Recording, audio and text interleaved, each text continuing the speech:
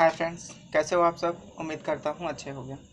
जैसा कि आप सबको पता है, हमेशा से मेरा यही टॉपिक रहता है, प्राचीन विज्ञान को आधुनिक विज्ञान से कोरिलेट करके आप लोगों को बताना। उसी के मद्देनज़र रखते हुए मैंने आपके सामने एक नया वीडियो लेकर आया हूँ। इस वीडियो में मैं आपको बताऊँगा कि जाति क्या है, धर्म क्या है, क्यों बने थे ये, इनका कारण क्या था, और आज उनका जो व्यापक रूप है, एकदम बिखरा हुआ बेकार रूप हमारे सामने आ रहा है, वो कैसे आया। तो अपने टाइम को वेस्ट ना करते हुए और ना ही आपके समय को जाया करते हुए हम अपने वीडियो को शुरू करते हैं। तो हम बताते हैं कि धर्म क्या था। जी, हमारा प्राचीन भारत जब प्रारंभ हुआ था, मतलब जब सृष्टि का निर्माण हुआ था, मोस्टली वेदों में बताया गया है और हर धर्म के पवित्र ग्रंथों में है। तो उसमें बताया गया था उस समय कोई भी धर्म नहीं हुआ करता था, एक ही धर्म हुआ करता था, मानवता। मानवता से बड़ा कोई धर्म नहीं हुआ करता था, और वास्तविकता में अगर देखा जाए तो यही सत्य है, मानवता से बड़ा कोई धर्म नहीं। और जाति अगर कोई होती थी तो एक ही जाति होती थी, वो थी मानव। मानव से बड़ी कोई जाति नहीं होती थी, कोई संस्कृति नहीं होती थी। हम सबसे बुद्धिमान हैं, अपनी बुद्धि का उपयोग सही तरीके से ना कर गलत तरीके से करते हैं। जिस बुद्धि का उपयोग हम दूसरों के अच्छे के लिए करना चाहिए, दूसरों की मदद के लिए करना चाहिए, हम उस बुद्धि का उपयोग दूसरों को नीचा दिखाने के लिए, गिराने के लिए, उनके साथ गलत करने के लिए यूज करते हैं। इससे हमारी जाति बहुत ही ज़्यादा विनाश में आती है, विनाश के चंगुल में आ जाती है, परेशान होती है। दुनिया में दो ही ऐसी जातियां हैं जो जहाँ जाती हैं उसी को ख़त्म करती हैं, फिर अपने रहने के लिए एक नया आवास ढूंढती हैं। एक तो उसमें इंसान है और दूसरा वायरस है। वायरस भी जिस भी व्यक्ति के अंदर जाएगा उसी को खोखला करके ख़त्म करके देता है, उसके बाद निकलता है, फिर नए अपने शरण को खोजता है। वही इंसान का है। इंसान भी जहाँ भी जाता है वहाँ की चीज़ों के साथ तालमेल ना बैठा कर उन्हें नष्ट करता है, और उसके बाद में क्या करता है, नया अपना आवाज़ ढूंढता है। जी हाँ, तो बात करते हैं हम कि धर्म क्या था। जब प्राचीन काल में लोगों ने अपनी अच्छाई के मार्ग को छोड़ा, सदमार्ग को ढूंढ, जब वो मानवता रहित काम करने लगे, जो उसमें मानवता का कोई मूल नहीं था, तब उदय हुआ था धर्म का।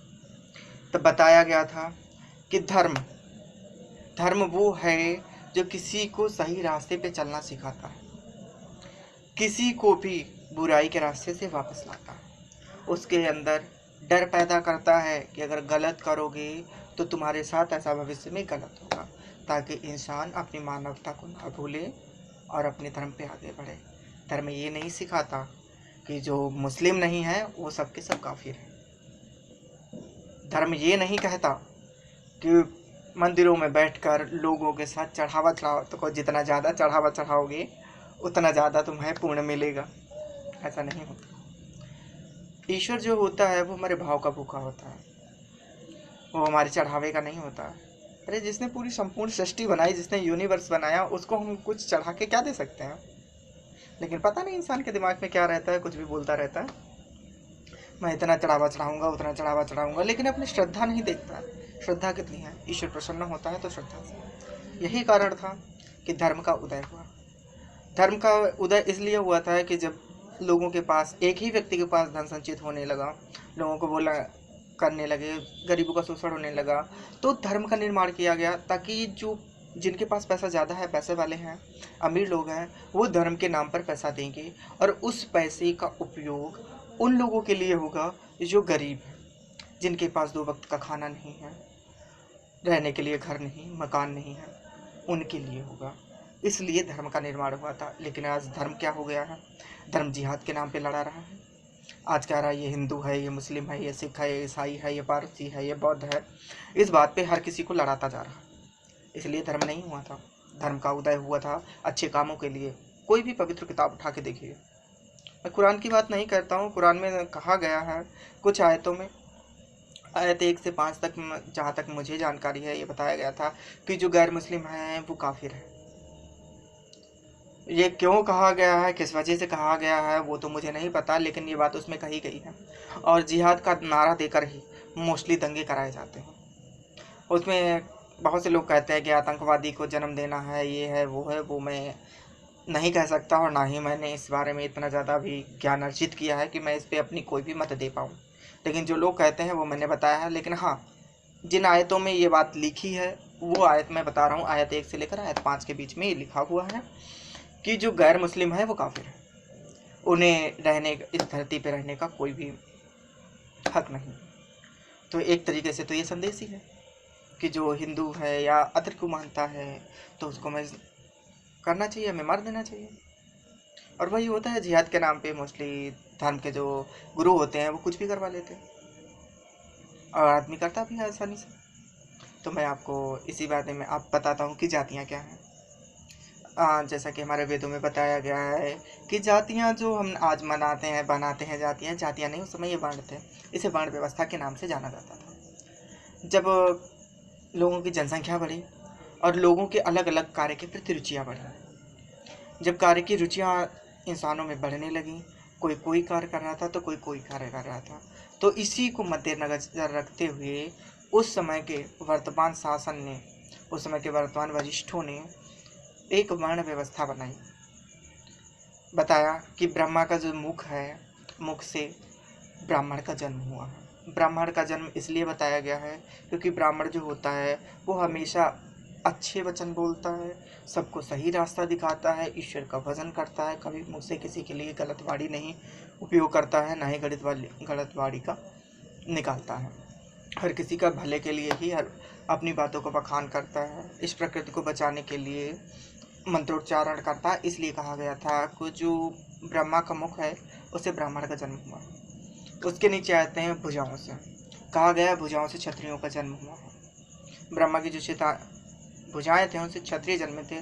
क्यों? क्योंकि कोई भी मानव है अपनी रक्षा करेगा या फिर अपने परिवार की, अपनी समाज की अगर वो रक्षा करता है वो भुजाओं से ही करता है, क्योंकि भुजाएं ही हैं जो सामने वाले के अटैक को डिफेंड करती हैं और उस पर अपना अटैक करती हैं।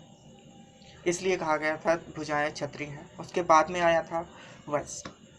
अब पेट तो बहुत ही गलत चीज ठहरी ना, इसके बिना तो कुछ होता नहीं है, इसी के लिए आदमी सब कुछ करता है। अच्छा जानते हुए भी ये बुरा है फिर भी बुरा करता है, नहीं जानता है फिर भी करता है। तो पेट को भरने के लिए भी चाहिए पेट, क्योंकि जो पूरे शरीर को, मुख को ऊर्जा देगा, हमारी भुजाओं को ऊर्जा देगा, पूरे शरीर को जो ऊर्जा देगा वो पेट होगा। तो जो पेट होगा, जो इसको बताया गया था कि वैश्य है। वैश्य का यही काम होता था कि लोगों का पेट भरना, व्यापार करना और अपने साम्राज्य की वृद्धि करना। जब साम्राज्य की वृद्धि होगी तो व्यापार करेंगे, उससे कर आएगा, कर आएगा तो उससे भोजन आएगा, उनकी ज़रूरतें पूरी होंगी तो उनका पेट भरेगा। इसीलिए उनको कहा गया था जो वक्ष और पेट जो का जो भाग है वो वैसे है। बाकी जो होता था नीचे का, कमर के नीचे का भाग जो पैर कहलाते हैं, पैरों को बताया गया था शूद्र। क्योंकि कोई भी सल्तनत है, कोई भी कह सकते हैं हमारा शासन है, कोई भी प्रशासन है, वो तब तक नहीं चल सकता जब तक उस पर पैर नहीं। पैर का मतलब यहाँ पे शूद्र से है। शूद्र का मतलब यहाँ पे ये नहीं है जिनको आज जहाँ जो लोगों ने एक रूप दे रखा है शूद्र, जैसे SC ST को बोलते हैं ये शूद्र हैं, तो वो लोग शूद्र नहीं थे। जैसा कि वेदों में बताया गया, शूद्र वो व्यक्ति था जो कि व्यापार, क्षत्रिय और ब्राह्मण को नहीं मानता था। उसका कहना था मुझे इन सारे कामों को नहीं करना है, मुझे आराम से बैठकर जो भी यहाँ का कार्यकाल है, यहाँ का शासन का कार्य है, मतलब लेखा जोखा रखना है, ऑफिशियल, जैसे कि आज के प्रेजेंट टाइम में ऑफिशियल वर्क होते हैं, तो इस कार्य को करने के लिए और शासन को आगे ले जाने के लिए, पीढ़ी दर पीढ़ी आगे बढ़ाने के लिए, इसका प्रचार प्रसार वो सब करने के लिए जो वर्ग काम करता था उसको हम शूद्र कहते हैं। लेकिन आज शूद्र का कुछ अलग ही बखान हो गया है। प्रारंभ में ऐसा कुछ भी नहीं था कि अगर एक ब्राह्मण का लड़का है तो वो क्षत्रिय नहीं होगा, या क्षत्रिय का लड़का है वो ब्राह्मण नहीं होगा, शूद्र का लड़का है वो ब्राह्मण या क्षत्रिय वैसे नहीं हो सकता। ऐसा वेदों में बताया गया है कि जिसको जो भी अच्छा लगता था वो अपनी इच्छा अनुसार अपने कार्यों को पकड़ता था और उन्हीं कार्यों को आगे बढ़ाता था। लेकिन धीरे धीरे लोगों में लालच बढ़ा, लोभ बढ़ा। जब लोभ बढ़ा तो लोगों ने क्या कहा कि अब जो जन्म है वो जन्म जो है वो कर्म के आधार पे नहीं होगा। जो इंसानों की जातियां होंगी वो कर्म के अनुसार ना होकर जन्म के अनुसार होंगी। बताया कि वो जन्म के अनुसार होंगी। अब जन्म के अनुसार होगी तो ब्राह्मण का लड़का ब्राह्मण है, क्षत्रिय का क्षत्रिय, वैसे का वैसा, शूद्र का शूद्र ही रह जाएगा, आगे कुछ भी नहीं जाएगा। और वही रीतियों को आगे बढ़ाया गया। वो इन्होंने इसलिए कहा कि अगर हमारे बच्चे होंगे वो क्या करेंगे, वो अगर शूद्र में गए तो उन्हें दूसरों के नीचे काम करना पड़ेगा, वो आगे कुछ नहीं कर सकते। इसलिए ये वर्ण व्यवस्था कर्म के आधार पर ना होकर जन्म के आधार पर होगी।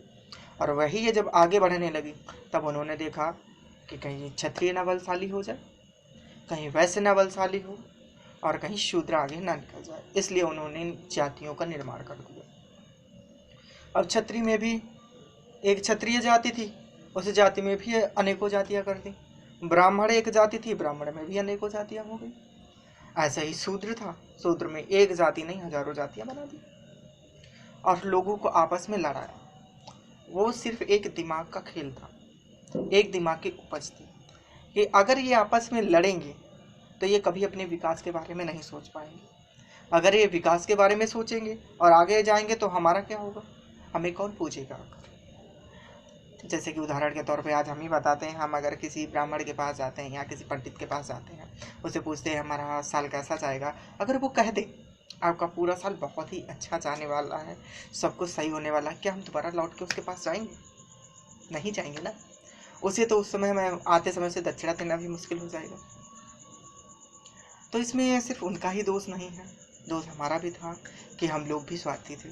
तो उन्होंने क्या कहा, उन्होंने ये नहीं कहा तुम्हारा साल अच्छा जाने वाला, तो उन्होंने बता दिया तुम्हारा साल ये बहुत कष्टों से जाने वाला है, तुम्हारे साथ ये होगा वो होगा वो होगा। तो इंसान डर गया और बोला इससे बचने का मार्ग बताओ। तो उन्होंने कहा ऐसा कीजिए, आप ये कर लीजिए, ये कर लीजिए, इन कामों से दूर रहिएगा, ये कर लीजिएगा, जिससे क्या होगा आपका भला हो जाएगा, साल अच्छा जाएगा। उसे पता है कि साल इनका अच्छा जाने वाला है और साल अच्छा जाता है, यही होता था और यही हुआ। ऐसे ही हमारी जातियाँ बढ़ती चली गई और वर्ण थे, वर्ण से जातियाँ बनी, जातियों से धर्म हो। अगर धर्म का जन्म हुआ था तो वो सिर्फ इसलिए हुआ था कि लोगों को सद्मार्ग पर लाओ, मानवता के मार्ग पे लाओ। यकीन मानिए अगर आज भी एक ही धर्म है जो वास्तविक धर्म है, वो है मानवता। उस मानवता के धर्म को अगर मान लिया जाए तो यकीन मानिए जितने देश हैं, देशों के बीच में जो सीमाएं हैं, सीमाएं खत्म हो जाएंगी, हर तरफ अमन और चैन छा जाएगा, हर तरफ खुशहालियाँ, ये जातियाँ खत्म हो जाएंगी अगर हम वापस अपने वेदों की ओर लौटें। मेरी जानकारी अगर आपको अच्छी लगी हो तो मेरे चैनल को लाइक और सब्सक्राइब करें और मुझे ज़्यादा से ज़्यादा कमेंट करें, जिससे मैं और प्रेरित होऊंगा और आपको नई नई बातें बताऊंगा, जिससे कि हम अपनी प्राचीन साइंस को और आगे ले जा पाए और बढ़ाएं। धन्यवाद।